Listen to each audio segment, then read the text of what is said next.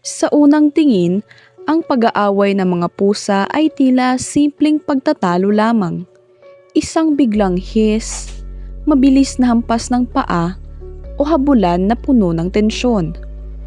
Ngunit sa likod ng bawat ungol at galaw, may mga dahilan na mas malalim kaysa sa inaakala ng marami.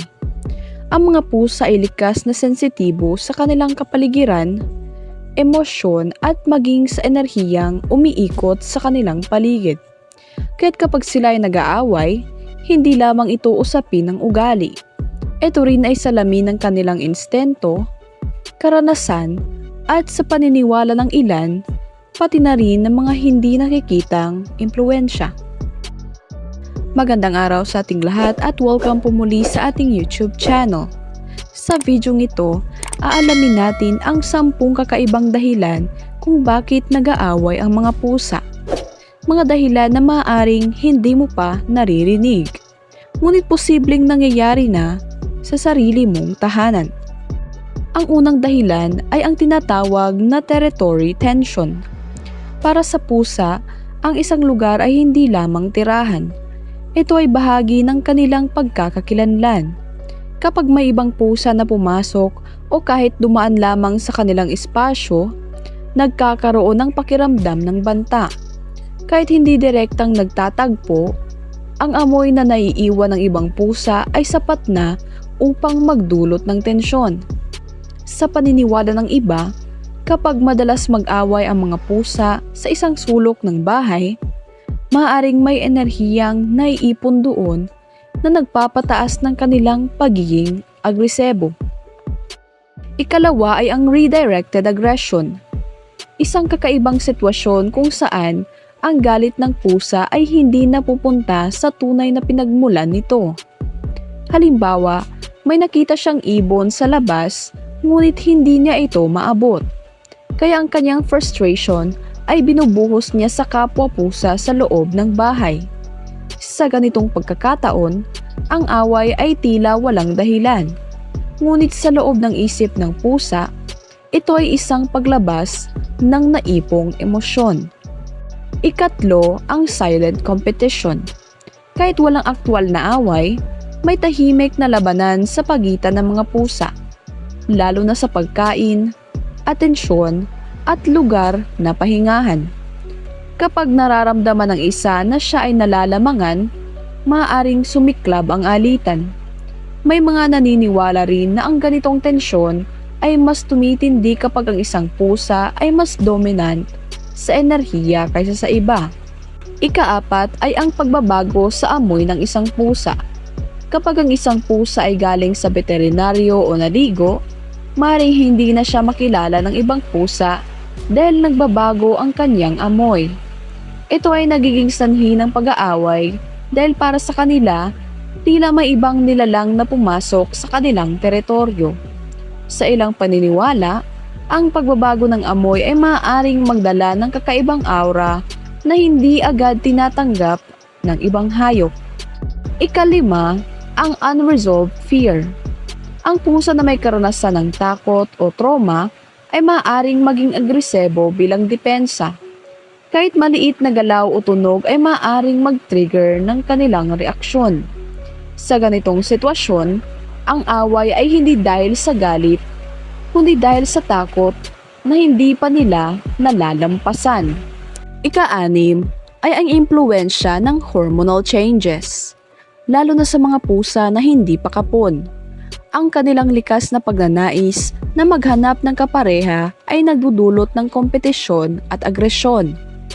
Sa ilang paniniwala, ang ganitong yugto ay naglalabas ng mas matinding animal instinct energy na nagiging sanhi ng mas madalas na alitan. Kapito, ang energy imbalance sa tahanan. May mga pagkakataon na kahit walang malinaw na dahilan, bigla na lamang nagiging iritable ang mga pusa. Sa paniniwala ng ilan, sensitibo ang mga pusa sa emosyon ng tao at enerhiya ng kapaligiran. Kapag may tensyon, galit o lungkot sa loob ng bahay, maaaring ito ang kanilang nasagap at maipakita sa pamamagitan ng pag-aaway. Ikawalo ay ang miscommunication. Ang mga pusa ay may sariling paraan ng pakikipag-usap sa pamamagitan ng buntot, tenga at galaw ng katawan.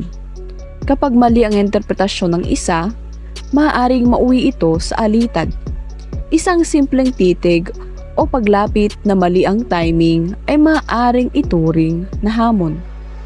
Ikasiyam ay ang boredom aggression.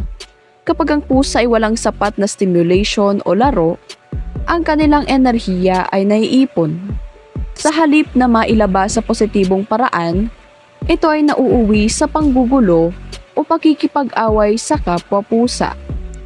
Para sa kanila, ito ay parang laro. Ngunit maaaring maging seryoso kung hindi makokontrol. At ang ikasampu ay ang spiritual sensitivity. May paniniwala na mga pusa ay may kakayahang makaramdam ng mga bagay na hindi nakikita ng tao. Kapag sila ay tila walang dahilan na nagiging agresibo o nag-aaway sa isang partikular na lugar o oras, may ilan na naniniwalang ito ay dahil sa presensya ng hindi pangkaraniwang enerhiya. Bagamat hindi ito mapapatunayan, maraming pet owners ang nakakapansin ng ganitong kakaibang pattern sa kanilang mga alaga. Kapag nagsimula na mag-away ang mga pusa, mahalagang tandaan na hindi dapat basta-basta sumingit gamit ang kamay. Ang kanilang galit ay maaaring hindi na nila makontrol at maaari kang masaktan. Sa halip, gumamit ng paraan na makakagambala sa kanilang atensyon, katulad ng biglang paglikha ng ingay, paglaglag ng isang bagay na hindi delikado, o pagpalakpak ng malakas. Ang layunin ay hindi takutin sila ng labis, kundi putulin ang kanilang focus sa isa't isa. Maaari ring gumamit ng tela o karton bilang harang upang paghiwalayin sila ng hindi direktang hinahawakan. Kapag humupa ng tensyon, ilayo sila sa isa't isa at bigyan ng oras upang kumalma. Sa pag-iwas naman, nagsisimula ito sa pag-unawa sa kanilang pangangailangan. Siguraduhing bawat pusa ay may sariling espasyo, sariling kainan, higaan, at kahit litter box kung maaari. Kapag may sapat silang lugar na matatawag na kanila, nababawasan ang pakiramdam ng kompetisyon. Mahalaga rin ang unti-unting pagpapakilala kung may bagong pusa. Huwag silang agad pagsamahin. Bagkus ay hayaang masanay muna sa amoy at presensya ng isa't isa sa ligtas na paraan. Ang regular na paglalaro at pagbibigay ng sapat na stimulation ay nakakatulong upang mailabas nila ang enerhiya sa positibong paraan. Sa halip na sa pakikipag-away, kapag ang isang pusa ay abala at kontento, mas bihira siyang maghanap ng gulo. Bukod dito, ang pagpapanatili ng kalmadong kapaligiran sa loob ng bahay ay may malaking epekto rin. Ang mga pusa ay sensitibo sa emosyon ng tao.